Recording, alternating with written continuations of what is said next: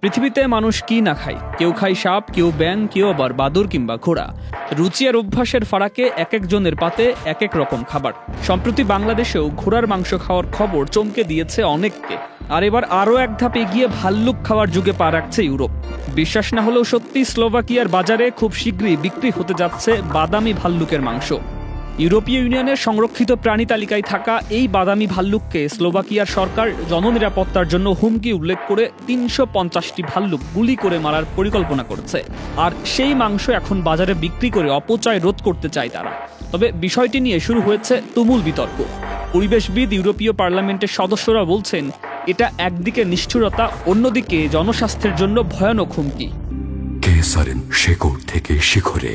কারণ ভাল্লুকের মাংসে ট্রাইগিনালা নামে এক মারাত্মক পরজীবী থাকে, যা ঠিকমতো সেদ্ধ না হলে মানুষের শরীরে ভয়ঙ্কর রোগ তৈরি করতে পারে। শুধু ফ্রিজে রাখা শুকনো বা ধোয়ায় ঝুলিয়ে রাখলেই এই জীবাণু মরে না। মাংসের গভীর অংশে ৭০ ডিগ্রি সেলসিয়াস তাপমাত্রা না পৌঁছালে এর ঝুঁকি থেকেই যায়। স্লোভাকিয়ায় ইতিমধ্যে ভাল্লুক ও মানুষের সংঘর্ষ রাজনৈতিক ইস্যুতে রূপ নিয়েছে। বনে হাঁটার সময় প্রাণঘাতী হামলার ঘটনা ঘটেছে বেশ কয়েকবার। সরকার বলছে অতিরিক্ত ভাল্লুকই এর জন্য দায়ী। কিন্তু প্রশ্ন থেকেই যায়, এই সমাধান কি আদৌ যুক্তিসঙ্গত? পৃথিবীর খাবারের তালিকা দিনে দিনে অদ্ভুত থেকে অদ্ভুতর হচ্ছে। তবে তার সাথে পাল্লা দিয়ে বাড়ছে বিতর্ক, আতঙ্ক আর প্রশ্ন। আমরা আসলে কোথায় যাচ্ছি? ভাল্লুকের মাংস কি হতে যাচ্ছে আমাদের ভবিষ্যতের বিলাসবহুল খাবার, নাকি এক ভয়ঙ্কর ভুলের শুরু? সুকান্ত সরকার, চ্যানেল আই।